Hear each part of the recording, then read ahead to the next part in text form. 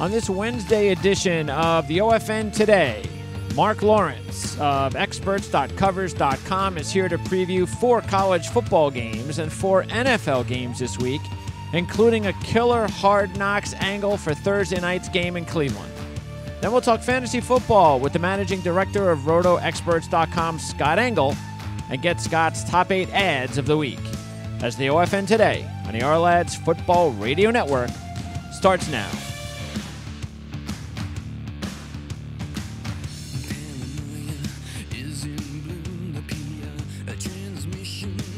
It's Wednesday, September 19th, 2018. I'm Greg DePalma. Thanks for tuning in to the OFN Today.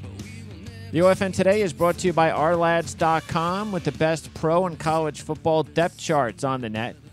Covers.com featuring live scores, stats, and odds, and is considered the most convenient and entertaining source for sports news and facts with over 45 million visits a year. And RotoExperts.com for great in-depth fantasy analysis and insights from Scott Engel and his team. Visit RotoExperts.com and you'll receive the exclusive Edge in-season fantasy football package. At checkout, just enter the promo code THEKING for your special discount and join the live 24/7 expert chat room. Don't forget also you could email us anytime, ofn@primesportsnetwork.com for questions or comments on any of our Ourlads Football Network shows. So, Mark, how was your week last week? How's things going so far this early football season? Well, we had a pretty rough first week, I got to say that, Greg, but we bounced back pretty nice last week, so now with these teams getting a few games under their belts and having some stats to be able to manipulate, we're really getting excited about what's coming up this weekend. One of the games that frustrated me last week was the Boise State-Oklahoma State game. And it frustrated me and to the point where I was like, there was always things that bothered me about Brian Harsin and him taking over for such a great coach and whether or not he was winning with Chris Peterson's players. And then last year, they looked like they turned the corner and played better. So I gave Harsin the benefit of the doubt after 2 very impressive wins to start the season. Even the Troy win on the road is an impressive win. I mean, Troy did beat Nebraska on the road. So these were impressive wins. But I know they gave up 2 pump blocks that resulted in touchdowns, but Boise State, I mean, if you really look at Harsin's track record, since this is his 5th year, he does not coach well in big spots against the Power 5 schools. He's won 2 championships in the Mountain West, both at home, one against a 6-6 team, one last year when they were lucky to win. I think we've come to the point now where we have to stop putting Boise State in the same level they were when Chris Peterson was running the team, because I don't think they're ever going to get there with this coach. I just think, and there's nothing wrong with that. Winning Mountain West Conference titles are fine, but Boise State was a completely different type, sort of like a Central Florida team that under Scott Frost last year, and that's just not going to happen under Harsin in my mind. Well, let me say this first of all about Harsin. I think they're really thrilled with his hire. Having to fill Chris Peterson's shoes was big shoes to fill. There's no question about that. Harsin being a Boise State alum, having played there, kind of fit the mantra, if you will. Sure. And he's really, in truth, since he's taken over in 2014, he's won 44 games. But the problem is, as you mentioned, none of them are marquee feather in the cap type wins. And he needs just that to solidify himself. You could say the win over Oregon in the Las Vegas Bowl was noteworthy last year, or even perhaps in his first year when he beat Arizona in the Fiesta Bowl. But, again, but they're bowl games. Yeah, and we know what happens in bowl games. Exactly right. Some teams are up, some teams are down. Yeah. You have a month to prepare, everything else like that, so the dynamics are totally different. Yeah. And he'll probably do well again this year if he wins out and ends up being the top group of 5 team to 5 in a New Year's Day bowl game. That might be a different story, but he'll end up in a bowl game anyway, and Boise State will continue to win their 10, 11, or 12 games every year. So he does need, as you mentioned, that feather in the cap win sooner than later. Yeah, and look, it's going to be tougher this year, though. The Mountain West, especially the West Division, is a lot better than it was last season. I mean, this is probably the best division they've had in a while once you take San Jose State out. I mean, even Nevada's a little bit improved. Hawaii is tremendously improved. UNLV might have their best team under Sanchez. And Fresno State and San Diego State are at the top. So whoever they play in the championship game, first they got to get there. And I'm not saying that's going to be easy either, because I'm very intrigued from what I've seen out of Utah State so far. I think this is Wells' best team in about 4 years. He's got a ton of guys back from last year. And they're going to be playing BYU in a few weeks, and that's going to be a good barometer game to see where they are at right now. But I think Utah State, I think what we saw in the Michigan State game was not a fluke. I think they're going to have a really strong year, and I think they're going to give Boise State maybe that final game of the season on November 24th on the blue turf will decide the mountain. Oh, they could. They could do just that. The bottom line is that they're going to be favored in every game they play moving out in their next 9 football games, and likely to be in that championship game, as you mentioned here. But Utah State will not be a gimme, as you mentioned, by any means. It's a football team that brought 18 starters back from last year's improved football team. So, that's going to end up being the true test for Boise State come season's end. Now, I want to ask you a question about the line movement in the Boise game, because I've gotten bitten now twice. I'm 1-2 in my 5 stars this year in college football. And by the way, because I'm not a professional handicapper like you, I've always done well, much better in quantity over quality, because as we all know, the top handicappers like yourself, you try to limit the games. You don't want to pick 30 games a week, but that's what you do, because that's what you're good at. For me, I just always do better with more variety, upsets, things of that nature. So I've got my own system, and I use that, and I post it on my website, and it works. But that also means that I don't try to push 5 stars, but I just get that out of the way. The fact is that I felt I kind of got robbed on the 2 5 stars this year, because I picked Michigan on a Thursday, and they're a 1-point dog against Notre Dame, 1.5, whatever it was. And so, or by Wednesday, or I think even when we did the show. And then on kickoff, they're 2 3-point favorite. Then you look at the game last week, Boise, same thing. They're like a 2 3-point underdog by the time we're on the air on Wednesday. And you get to kickoff, and they're a 3-point favorite. I mean, to go from to have the line move about 5 points in a few days means there is a boatload of cash going on Boise. So, and I've seen this happen countless times, Mark. So tell me, is it just a coincidence, or is there something to it? When you see that much line movement, is that like a warning sign almost to be like, uh-oh, everybody's going this way. Maybe I should either stay away or go the other way? Well, having done this for such a long time, I've seen just exactly what you're talking about, addressing those issues. And being a professional handicapper at Covers.com, we put our plays out. The plays are out there for people to buy at the time we post them, so we have to live with the play. If you know what I'm saying. Got it. Yeah, sure. So, and I did use Boise State this past week, and I did use Michigan in that same Notre Dame game as you. So when we posted those plays, we posted them at Boise plus 2.5. We posted them at Michigan plus. The games end up going off both teams' favorite, as you mentioned here. It's really difficult because of the process, and the process being that for my pocket, would I have bet those games on those game days? No, not because of the line changes, because everything we do is all based upon value. You have to have value in your play, or you're not going to win in the long run. They're going to grind you out, and those are the typical examples, the Boise State play, the Michigan State play, where the lines move against you and you end up not winning because of line moves. Not because your handicap was right or your handicap was wrong, but because of the fact that the lines moved in those games. They took the value away, and they would not have been plays. Correct. Okay, so that's true. So in the whole thought of the process, you're right. You have to ask yourself if what you're going to end up betting is value for the play. You don't want to chase bad numbers, because that's the first step you can make, the first wrong step you make in betting football games. Yeah, because if you go back to the Michigan, see when I look at both games, look at the Michigan game, and we talked a lot about the trends of that series, that you do want to take the dog.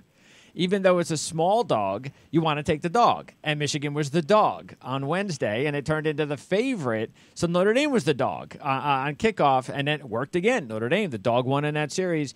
With Boise and Oklahoma State, it was almost like, well, wait a second. What kind of disrespect does this show Oklahoma State, where Boise State's the favorite at a Big 12 venue? So that comes into play where you hit it right on the head. I mean, if I'm looking at that game and seeing Boise as a 3-point road favorite, I'm going, yeah, I don't know if that's the kind of a respect factor that I want to be wagering on with Boise this week. No, and especially given the fact that it was Oklahoma State. We're not talking about Kansas. Kansas, yeah, right. Yeah, or another lightweight Big 12 team. You're talking about Oklahoma State, a team that who, much like Boise, has won as many games as Boise's won over the past 4 years as well.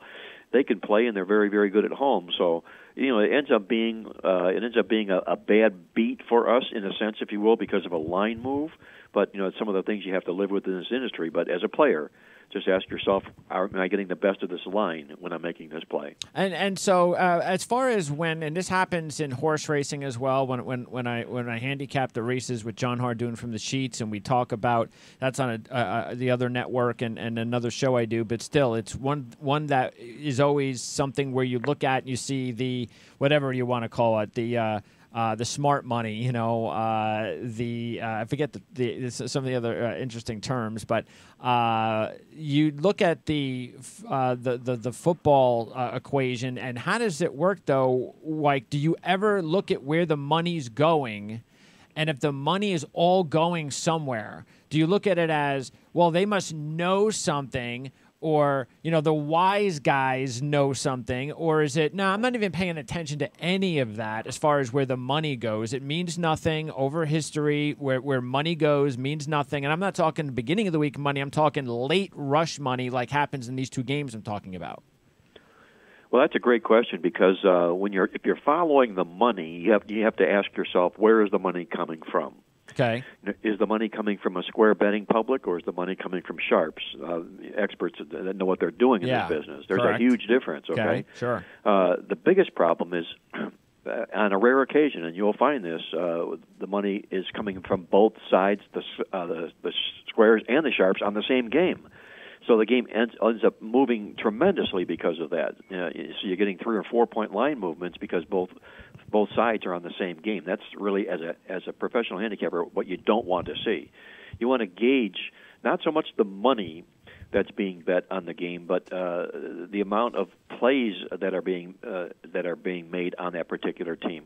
And when I'm saying the amount of plays, I'm talking about the quantity. If you go to sports books, and you'll be able to find on a lot of sports books, they'll report on what's being bet in the game, what percentage of money was bet, and what percentage of the amount of total plays that they wrote in the game. The amount of plays that they write in the game is much more important than the money being bet, because the money being bet is a little bit difficult to decipher between the sharps and the betting public.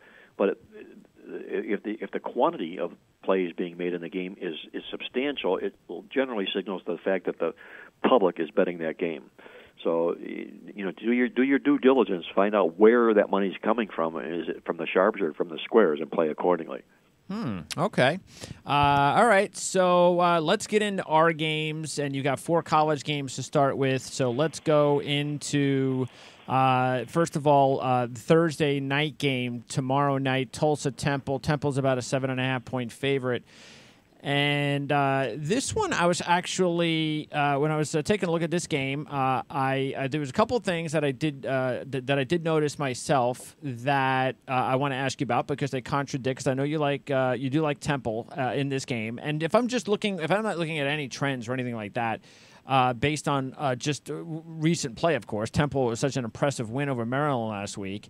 And thinking, okay, maybe they were able to correct whatever mistakes they had early in the season. They looked a little flat, whatever the case. They don't have a high-powered offense. It's all about their defense. Defense came away big. Tulsa's had 8 turnovers already this year, so you would think, okay, it's a good matchup. But I also noticed that Temple, and tell me why you kind of don't care about these things, or these things aren't as important as some of the other trends or data that you've seen of why you like Temple. When I look at certain things, some of the easy lines or some of the easy spread action I look at is, okay, Temple, under Collins, the new head coach from last year to this year, he hasn't covered a spread as a home favorite yet. You didn't cover it this year. If you want to count Villanova, I usually try not to. FCS games, I eliminate that. But if we want to count that, he's 0-4 as a head coach as a home favorite. And then taking a look at Montgomery, the head coach of Tulsa, they're 10-3 against the spread as an away dog, including the cover at Texas this year. So when I look at those trends, and then go ahead and give me the ones that you like, and then explain, because I know you got them all, so it's not like you haven't seen this stuff. Explain to me why you would go with the other, what it was that really sold you with Temple on your end. Well, two things sell me on Temple. Number one, I'm really a huge admirer of Jeff Collins, the head coach. He comes over as a former defensive coordinator in the Southeast Conference, and he took the job at Temple. He could well have stayed as a defensive coordinator in the Southeast Conference and waited on a job in that conference. He will be a head coach in that conference someday. Matt Rule, the head coach at Temple, is best of friends with Jeff Collins, and he's the one that assured him that moving to Temple would be the best move he could make, not only from the administrative staff but from the players and everybody else. Collins made the moves, and if you look at what they did last year, this football team, they really made a huge move at the end of the football season here. They were a little bit slow coming out of the gate with him, but they played really, really well down the stretch. They won 4 of the last 5 football games and just dominated in the stats. So they bring this experience back and this momentum back with them. Now, they start out slow again this year. They lost their first 2 football games, and they finally pulled the rug out of Maryland. So what I'm looking at here is this. For my database, I see a team that's 1-2 on the season that was in a bowl game last year, but they're off a win. They started out 0-2. Teams in that role in Game 4 of the season are 30-12 against the spread.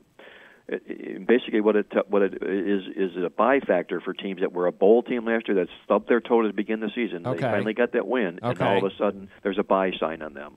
Okay. That's one thing. Number two, they steamrolled Tulsa last year. They beat them by 21 points. It's a football team that they feel comfortable playing. Sure. Here. And if you look at good Tulsa matchup. here, yeah, very good matchup. Okay, and if you look at Tulsa here, they've lost 7 straight road games. They don't figure to come in here and win this football game with all the situation being what it is. And I love the fact also that if you look at Temple, the last 17 times they played teams that they beat the previous matchup, they've taken home the money 14 of those 17 games. Okay. So this is, to me, a huge game for Temple. They go 2-2 in the season. The momentum's there, and I think they'll build their case to make a bowl by season's end with this win.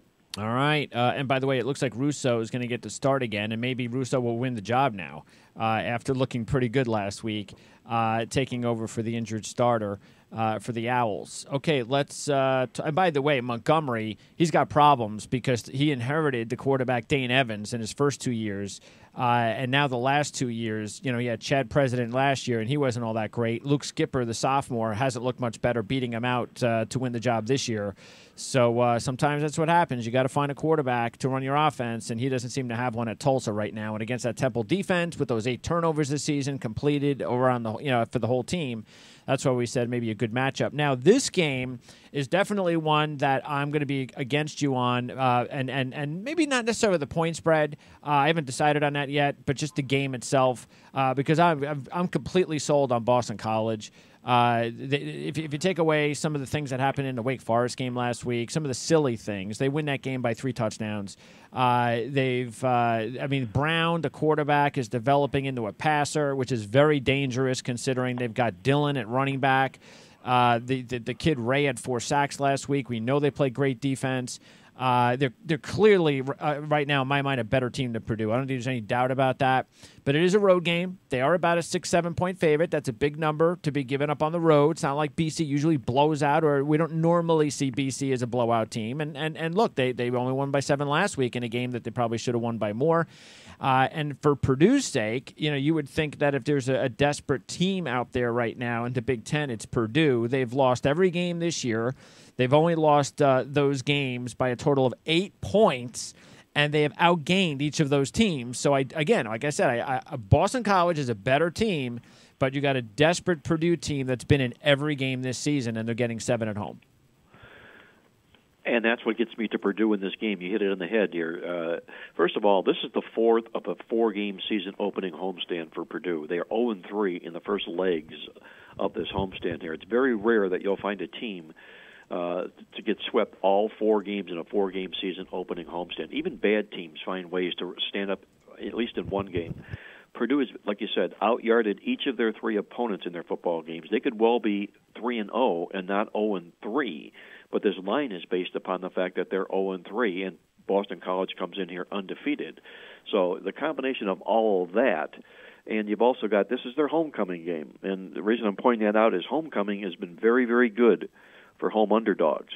It's very, very bad for home favorites. Okay. And interesting. And the reason it's bad for favorites is just basically in a nutshell is that while it's a celebration time for family comes in, friends come in for homecoming, and so it's distractive. Sure. Is what it is True. to the coach and to the players, Yep. especially when they're favored and they're expected to win football games. Their concentration is not 100%.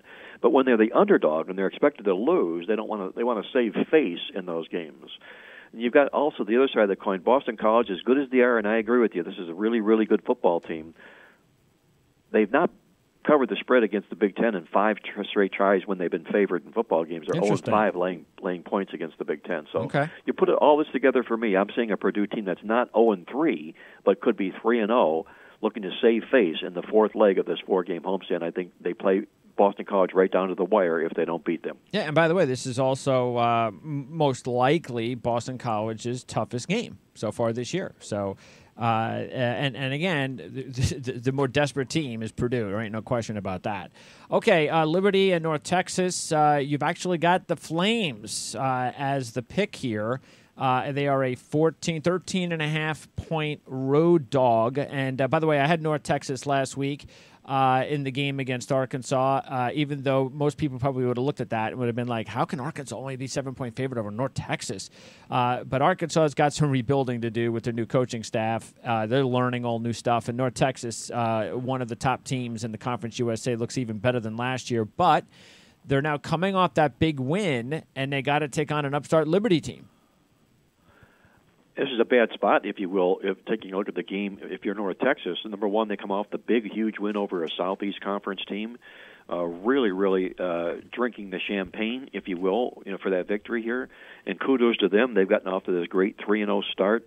But they do have a bigger game on deck next week at home in their conference opener against Louisiana Tech.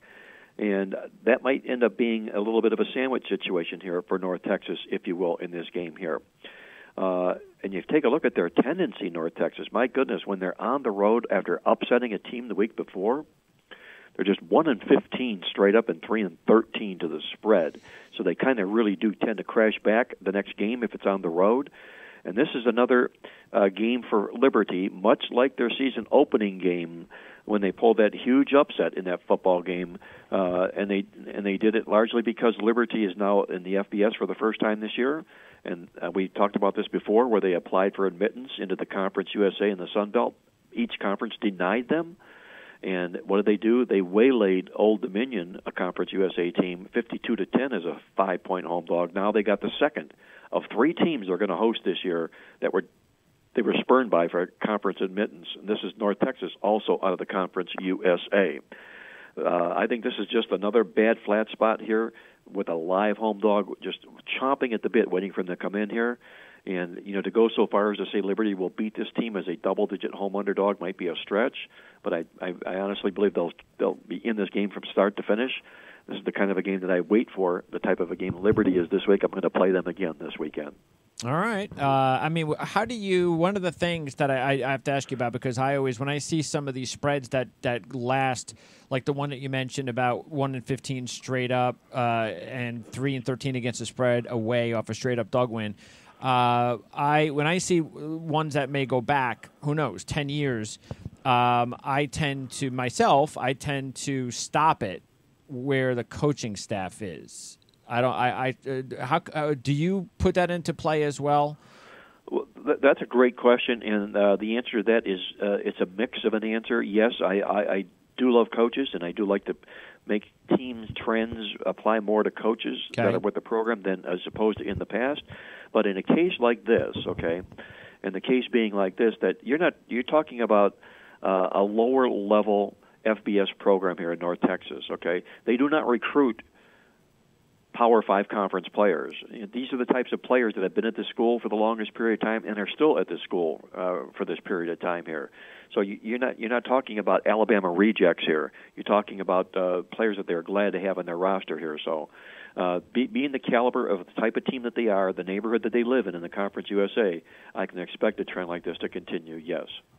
All right, and then the final point in college that you want to make this week is your Rodney Dangerfield bonus, no respect play of the week, and Texas and TCU is going to be the game. So is Texas not getting respect in this game? I don't believe Texas is getting any respect in this game here. They rallied from a 14-3 deficit last week against Southern Cal and just laid them out. They scored 34 unanswered points in the football game here. Tom Herman has been terrific in his career with teams. When his team owns a win percentage of 666 or better, he's 20-4 straight up in those games. He's also 11-1 to the spread in his career as an underdog. And you're bringing TCU into this contest here off that tough game against Ohio State last week here. This is a real nice spot here for Texas. They look to solidify themselves. They were expected to be the second-best team in this conference behind Oklahoma this football season here. Got out that slow start when Maryland embarrassed them in the first football game. They're getting their act back together here again. Maybe not as impressively as people were expecting, but nonetheless the momentum is building here. You take a win like this here for Texas to open up the Big 12 Conference and put them in the win column here.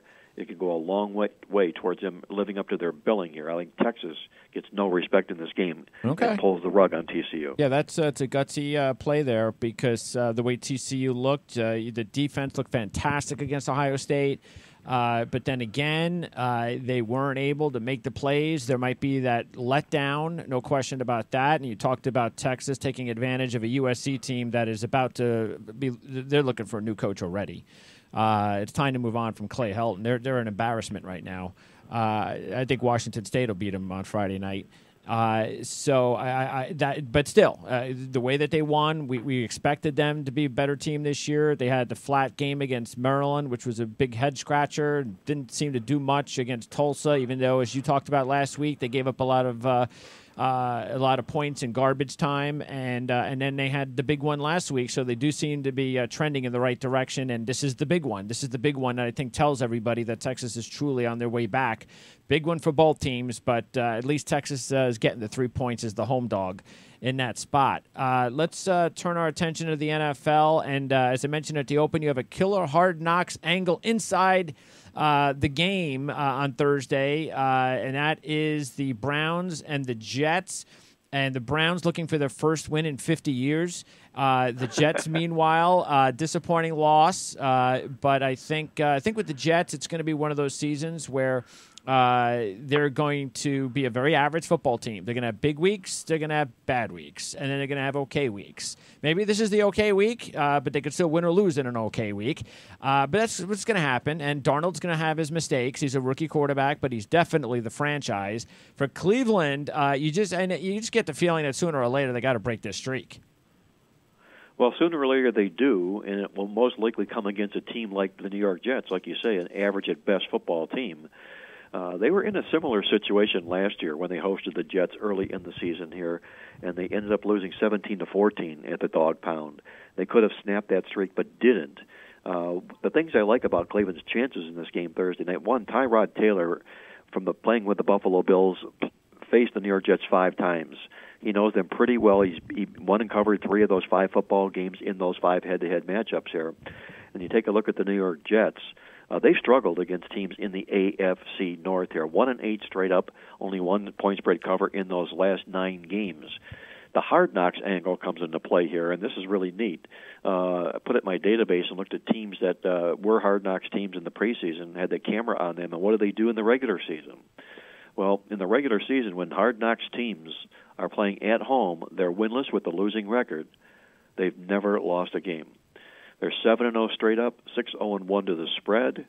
And if you want to take it a step further, Hard Knocks teams in game number 3 of the football season are 10-2 straight up and 8-3-1 to the number here. I think you put all this together, Tyrod Taylor, the Browns playing good football right now, and the fact that Hard Knocks is knocking at the door, I think the Cleveland Browns will finally break through Thursday night. Yeah, I'm going to be surprised if this game is over by midway in the fourth quarter. If Cleveland does win, I would expect Cleveland wins. I still think it'll be a close game, but it's a short spread. The only thing with the spread is, and look, you have to admit it, they haven't won in forever, and they're favorite. The good news, and I acknowledge that wholeheartedly. What are they doing favored? A team can't win forever. But the good news might be the fact that this game is not on a Sunday where they've lost 38 straight games in a row. Wow. Sunday. So Thursday night might be their night. Okay, I'm sold. All right, sounds good. We'll go to the Cleveland Browns. It's got to break sooner or later. Yes, it does. All right, Colts Eagles. That's another game that you want to go with. I'm kind of surprised that you like the Colts in this one. Wentz is back. I know the Eagles didn't have a great game against the Bucs, but I would think that the Eagles being at home, Wentz's return, they're going to be fired up. Look, I think the Colts are going to be better than people think. I said it. We talked about it before the season began. It's going to be a very competitive AFC South. And Luck is already playing better and faster early on in the season than anybody would have thought. So the Colts are going to be competitive. You've got some of the coaches that were Eagle coaches are part of this Colts staff, including Frank Reich. So that's an interesting dynamic. It's only a 6.5-point spread, and I say only because you got defending Super Bowl champs at home against the Colts, but you like the Colts. Why? Well, I'm looking at the football game here, and the first thing I see in my database is defending Super Bowl champion, and they've not fared well in games after being upset as favorites the week before. In fact, you put them up against teams that pulled an upset like the Colts did. They're just 4-14 to the spread. Only 9 straight-up wins. That means they've won as many as they've lost in this particular all straight up on the scoreboard. Carson Wentz, Philadelphia could and should rally around him in his first game back. This is a football team that's only 5 yards away from being 0-2. They could have lost that game to Atlanta very easily, just as easy as they won that game. Yep. They could suddenly be in dire straits. Fortunately for them, they're not, but they're not playing their best football here either. And they're carrying that huge Super Bowl champion target bullseye on their back every time they take the field here. The other side of the thing I like is Andrew Luck. He's been a terrific quarterback, especially as an underdog, and he's been terrific against opponents that come in off losses.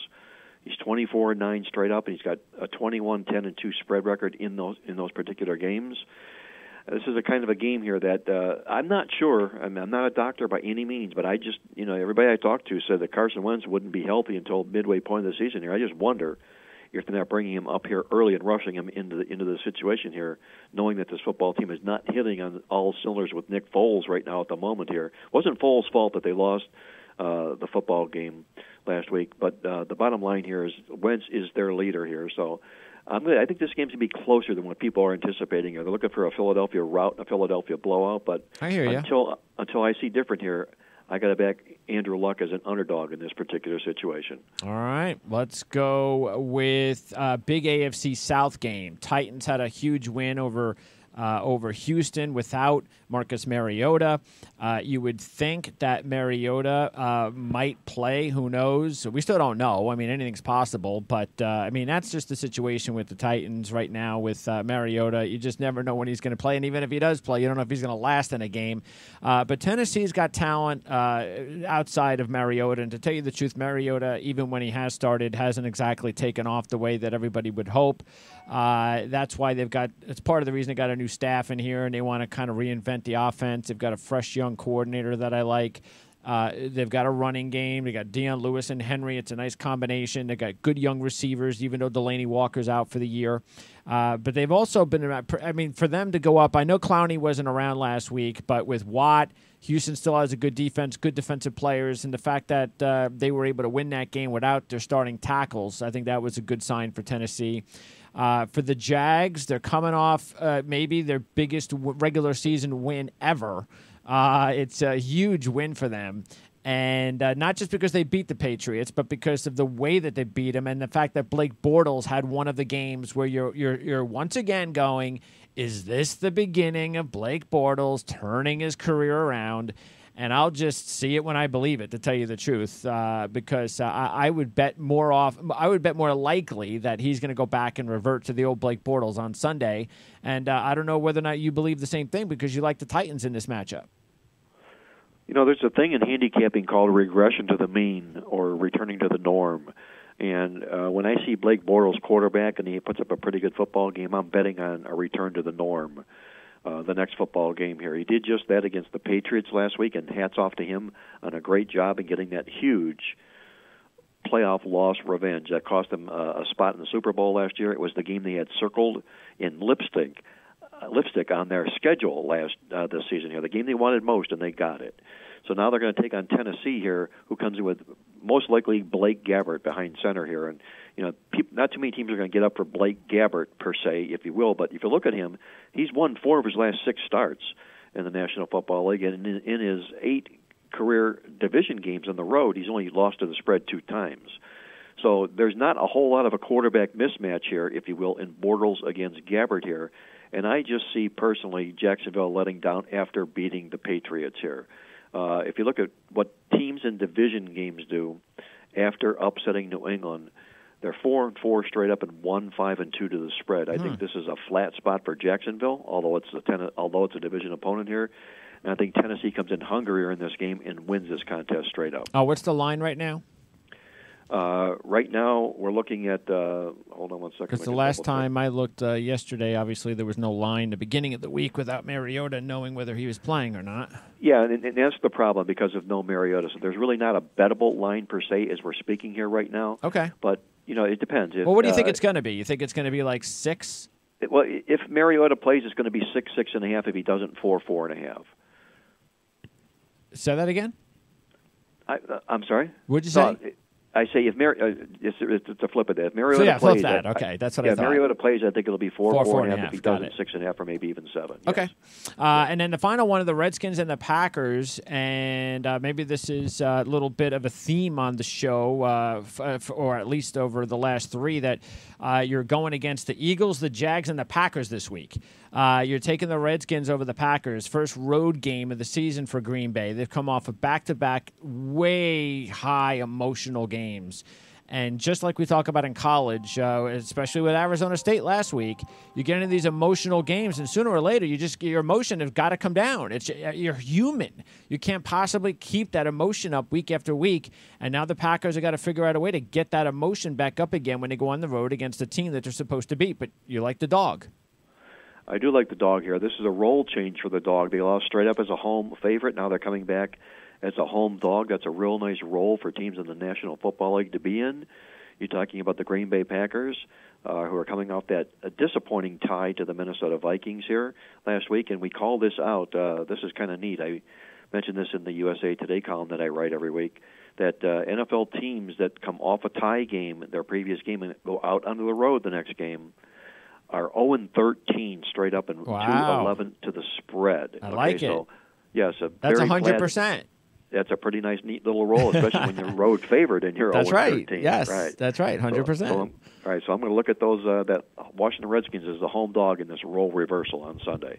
All right, sounds good, Mark. So we've got those games in the books, and by the way, your 4 playoff preseason playoff picks for college football.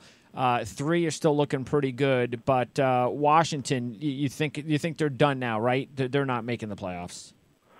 Well, obviously Washington would have to win out, meaning that they go undefeated and win the Pac-12 championship game, and then something else would have to happen in between. That something else being maybe what we're seeing right now, the Big Ten beating up on itself. Wisconsin took a loss last week. Now they're going to go into Big Ten play. And if the 5 powerhouses in the Big Ten end up beating up on each other here, that could create an opening for Washington. So I'm not giving up on the Huskies just yet.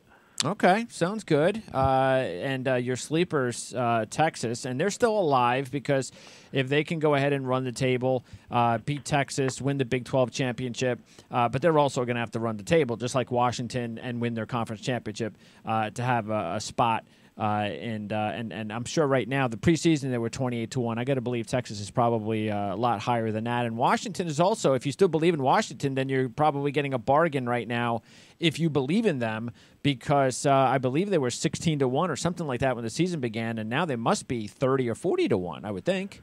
Well, there's something to be said for that, and it's this, that if you like teams at the beginning of the football season and maybe have stubbed their toe in September, which happens about half the time, yes.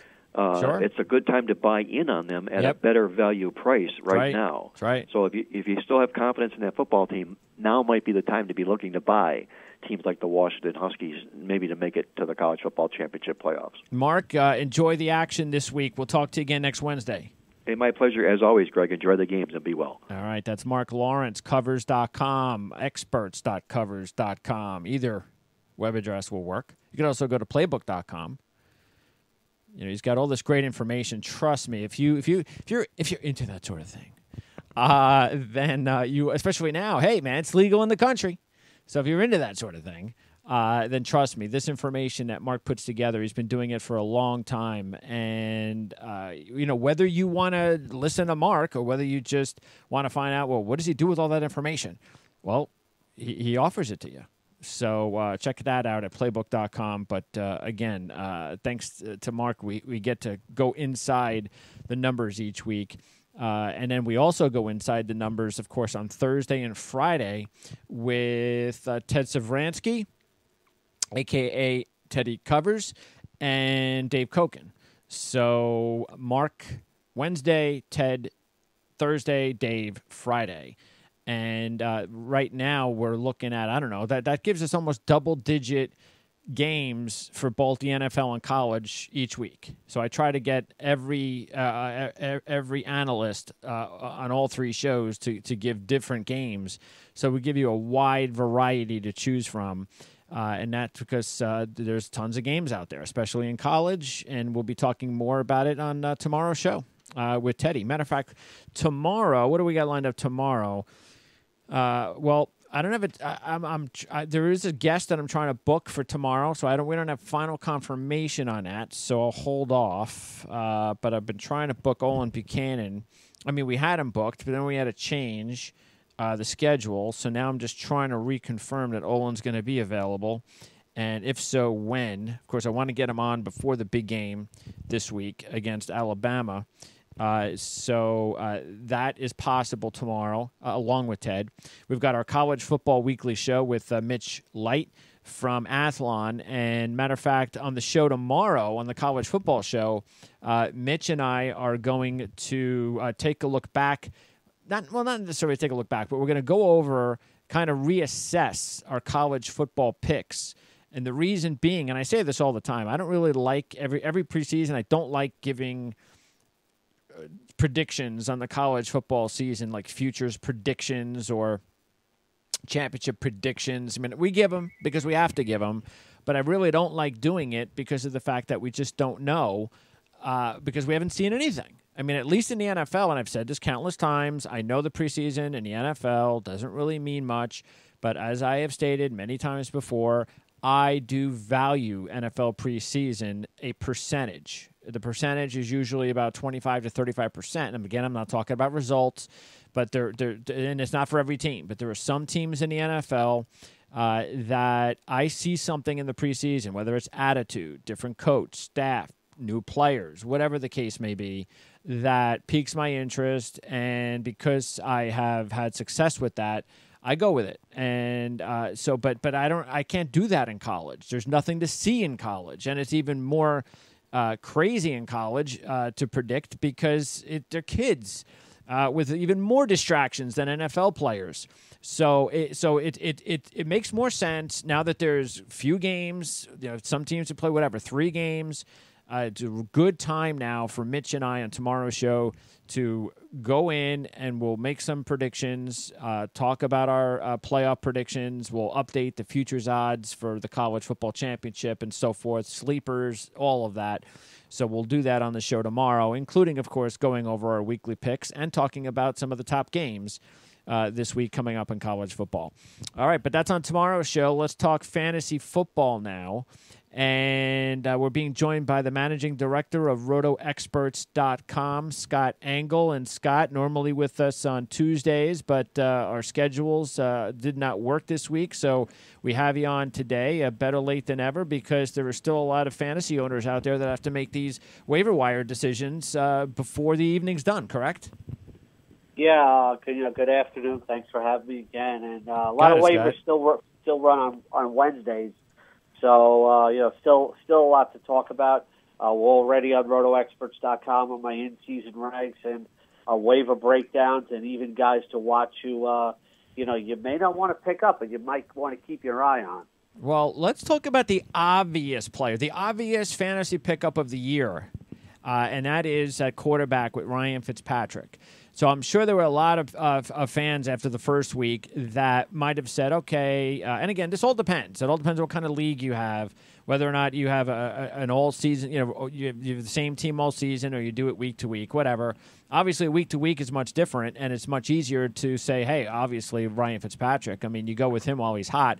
But if you've got a team and it's your team all year and you're looking for a backup quarterback or even someone where your starter is underperforming, Ryan Fitzpatrick is a very streaky quarterback, so why not take a flyer? I mean, he's going to be grabbed up everywhere, and there's no way he's still on the waiver wire in any league after this week. So the question is whether or not you're in position to take him. And then after that, what do you think about, I mean, when you take a look at some of the quarterbacks that are out there, I'm not going to go through, of course, 15 quarterbacks and ask you about who would you start, Fitzpatrick or but what kind of advice could you possibly give anybody that picks Fitzpatrick up when he's got to decide whether to even start him this week?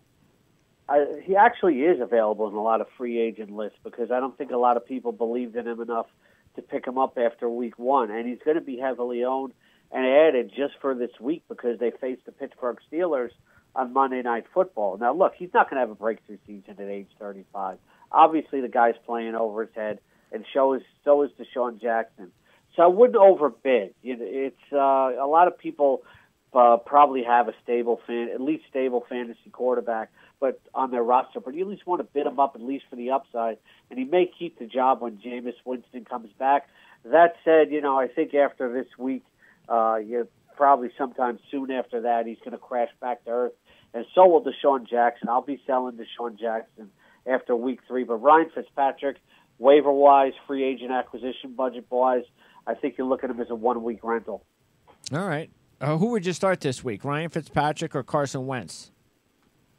I'd probably go Fitzpatrick because, Wentz has some issues with his receiving crew in terms of depletion and injuries and stuff like that. Okay. And it's also his first game back, so there could be a rust factor, too. Yeah, of course, it's a funny thing that we're actually debating that, but that's why, and taking Fitzpatrick makes a lot of sense just for at least this week. Okay, by the way, what about Andy Dalton before we move on to running backs? I mean, look, I actually like the Bengals this year. They were my AFC North pick before the season began, and they're looking really good right now. They've been a very good regular season team under Marvin Lewis. I've seen this trick before with Andy Dalton, and he's got more receivers he's ever had before. So I think he's going to have a fine statistical season, and we've seen him have some nice fantasy numbers before. So what about Andy Dalton? He's got better protection than in the past, and that certainly helps. But Andy Dalton concerns me. You see him throw 4 touchdown passes in a half and then do nothing in the second half. Historically, he's a very unpredictable fantasy player. Sure. When he has a good matchup, he'll throw 1 touchdown and 3 interceptions. And then when he has a bad matchup, he'll throw 4 touchdowns and no interceptions. Right. Andy Dalton concerns the heck out of me because there's just never been any rhyme or reason to him throughout his career. All right. Let's talk about the running back positions now. And you've got the injury concerns, the rib injury concerns of LaShawn McCoy. And so far, the Bills have just been overmatched. Everybody's also been wondering, McCoy, the 30 number, and is he going to slow down at all? And even there, you would think, okay, he's got to get some breaks. He's getting to the age where they're going to have to give Chris Ivory some touches anyway, and Marcus Murphy. So, you've got Chris Ivory on the list. Statistically, look, he scored a touchdown. He's that type of running back. He's the type of guy that's going to give you those goal line carries. So, considering that McCoy, now is this based on only the fact that there's a chance that McCoy doesn't play or even doesn't play a whole lot? Or is this also maybe just, you know what, why not? Do it now because maybe even if McCoy plays this week, he could go down any week. Yeah, he could. He was limited in practice today, but, he's getting banged up. He's got a lot of tread on his tires, and I think if you don't have the handcuff for him, you have to get it. And if not, McCoy could be going out at any time soon now. Crack rib cartilage, that's kind of dicey. So here's a potential starting running back in your fantasy team. I think you got to pick him up. And by the way, I wouldn't even be surprised if something were to happen to McCoy long term, if in the long term that Marcus Murphy get a whole lot of carries. Now, touchdowns, yeah, Ivory's still going to, of course, dominate that. But Murphy played really well in the preseason. I've always kind of liked him when I've seen him get a chance in the preseason. Played a little bit for the Saints, especially in the return game early on in his career. Still a young runner. So that's also another running back to keep in mind. But that's only, of course, if there's a long-term injury for McCoy. I wouldn't be surprised if Murphy actually ended up getting more carries than Ivory if McCoy wasn't on the team. I actually did pick him up in one league. Okay. Murphy did show some signs during the preseason. I heard you talking about the preseason. There's one guy right there where I might be looking at a little bit. Yep. I picked him up too in my one league last week.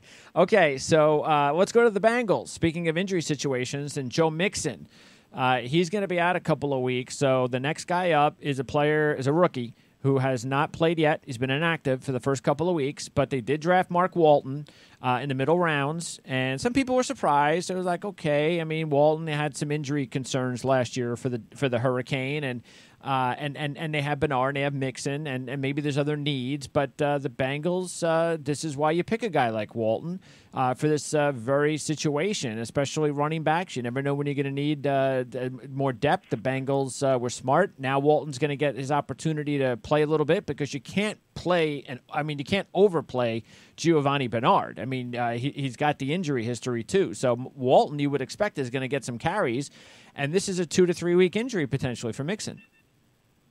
Yeah, it certainly is.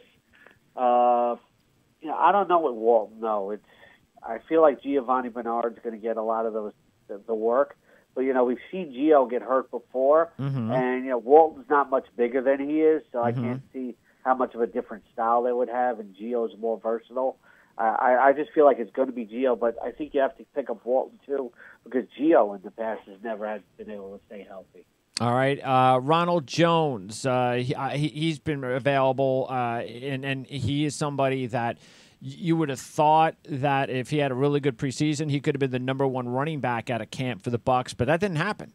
Now, he any particular reason why you think this is the good week to pick him up?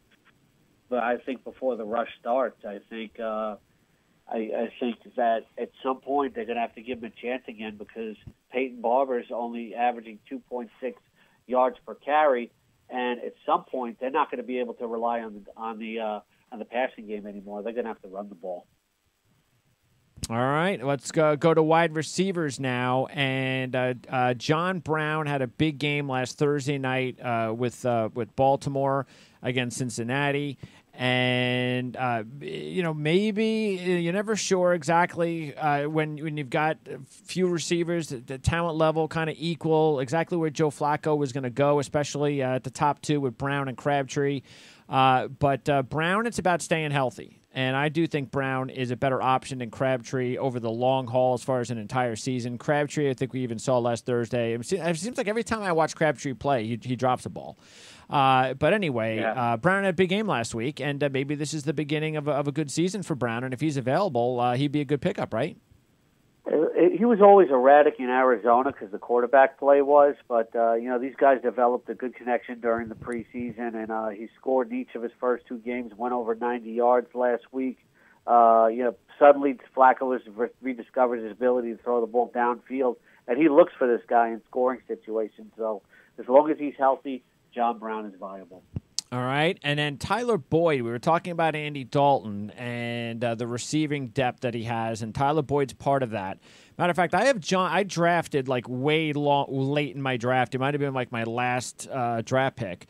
I took John Ross, and I took a flyer on him, and I figured, okay, if Ross can be the deep threat, then, and I had A.J. Green on my team as well, so I figured, okay, if John Ross can be my deep threat, then maybe you never know. You never know if you're going to catch lightning in a bottle from a young player who's basically in his rookie season.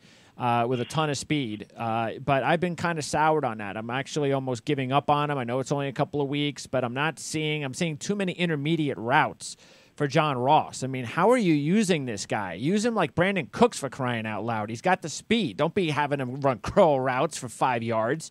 So I'm a little bit frustrated about that. And then I see Tyler Boyd having a big game after an injury-marred season last season.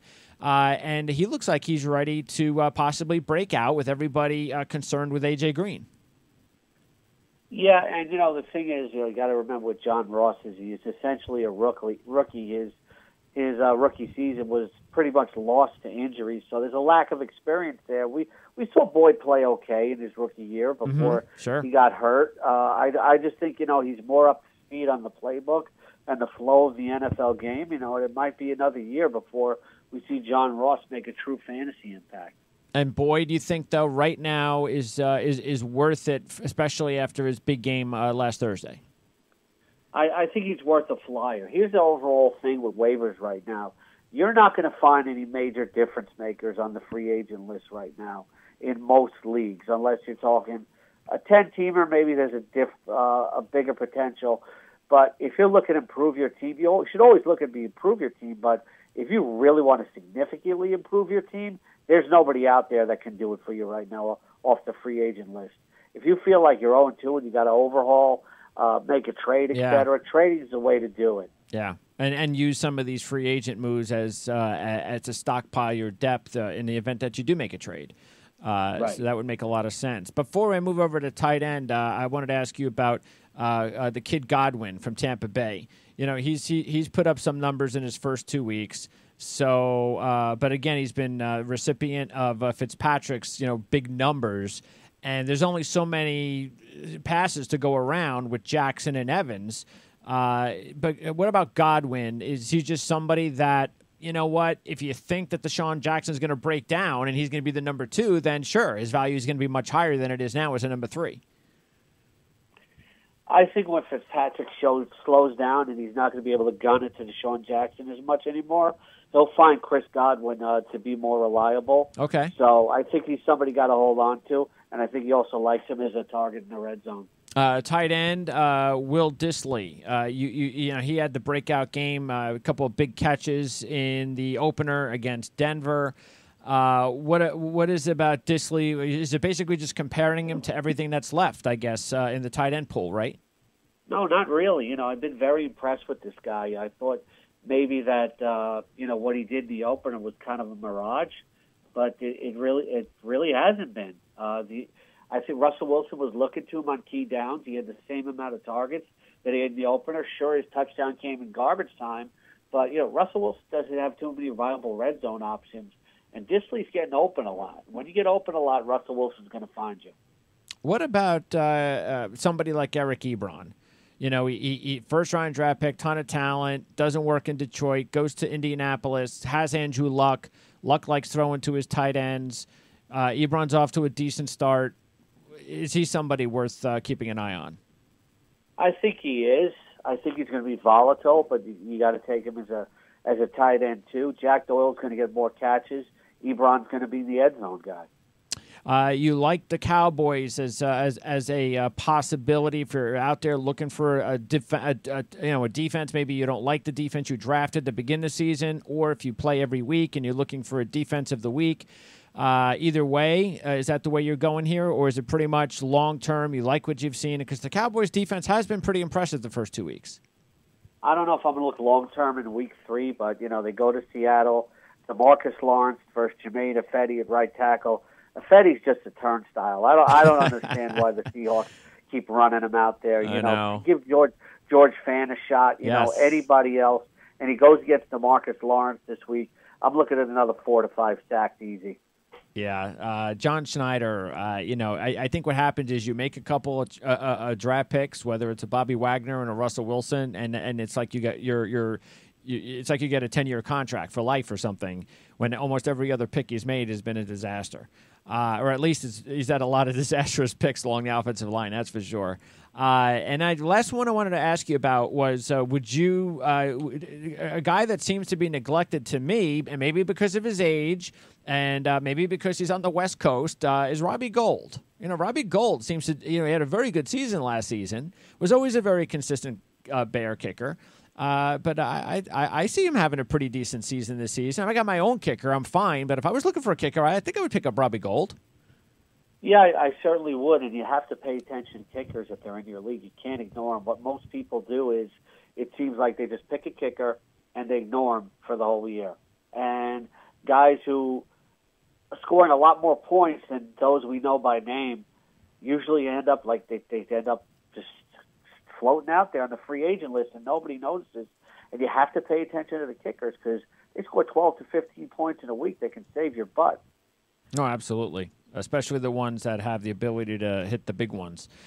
All right, Scott. So once again, you've got the exclusive Edge in-season fantasy football package available. You've also got the promo code THEKING, so you can enter that, and you get a special discount. And you got that 24/7 chat room too at rotoexperts.com. So all's going well. Compare it to every other season. Anything different going on? We just got a lot going on at Roto Experts right now. I think you pretty much covered it. My lineup ranks will be up tonight, and also make sure to check me out on the Fantasy Sports Radio Network every 7 to 8 a.m. Eastern, and always on demand with the Roto Experts in the morning. Thanks, Scott. We'll talk to you next Tuesday. Okay, great. All right, that's Scott Engel, and again, Scott's with us every Tuesday. Tuesday morning, we do the shows. We get a head start on the week. And just a little scheduling snafu this week to get him on Wednesday. But as Scott said, there's a lot of leagues out there. Now, my league, I got to get my picks in by Tuesday night. But there are a ton of leagues out there that Wednesday night is the norm for getting your free agent pickups, in online and ready to go. So day late, but that's okay. Not officially late as far as fantasy is concerned. Okay, so that's going to wrap it up. Now, we're going to be back, as I mentioned a little bit earlier, tomorrow and on Friday here on the OFN Today. Ted Savransky will be with me tomorrow to handicap more college and NFL games than Dave Koken on Friday for the same thing.